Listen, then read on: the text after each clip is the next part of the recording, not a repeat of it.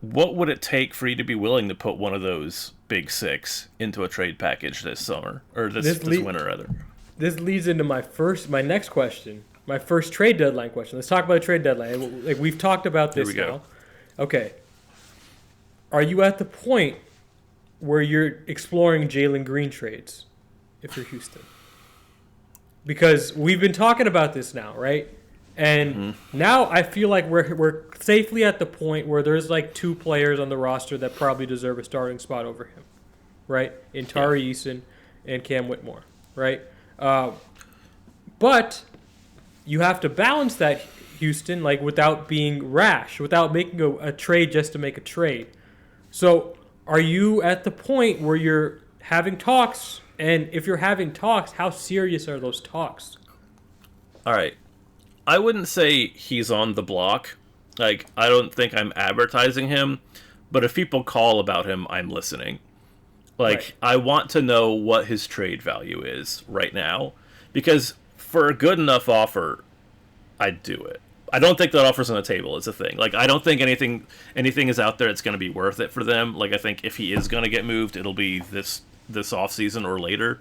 Can I ask you then? Like, so what is something that is worth it for you? I think not just a starter quality like 2 guard, but like a sharpshooter who has real promise and potentially could be an all-star. So we're talking like a Bridges type or something like that, or better than that.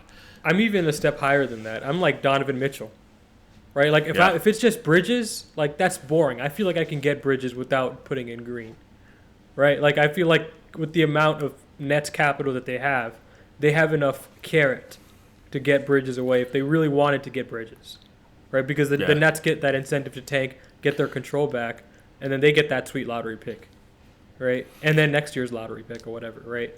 Like there are ways to get Bridges if you want Bridges, but if you want to throw in Green, that's where I'm like, okay, then you're not getting the lottery pick, right? Yeah. Like you don't get both, right? I think Green is firmly like on the level of that lottery pick in terms of value.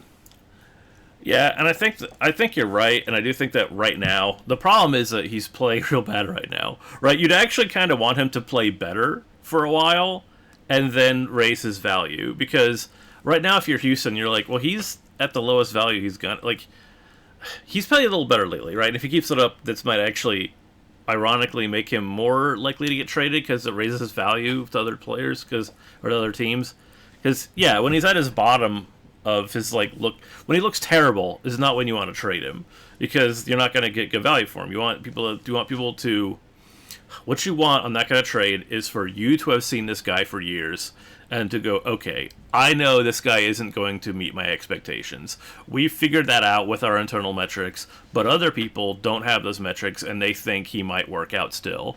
That's the kind of that's the dynamic you want to trade this kind of player. You don't want it to be that everyone thinks he is not going to meet his expectations, because then you're just going to get, you're not going to be able to trade him for that much.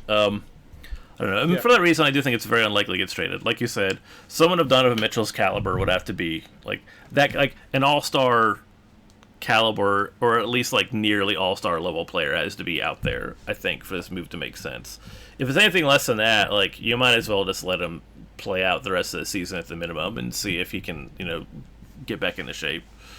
And I don't, for what it's worth, I don't even think they would entertain anything less than an all-star.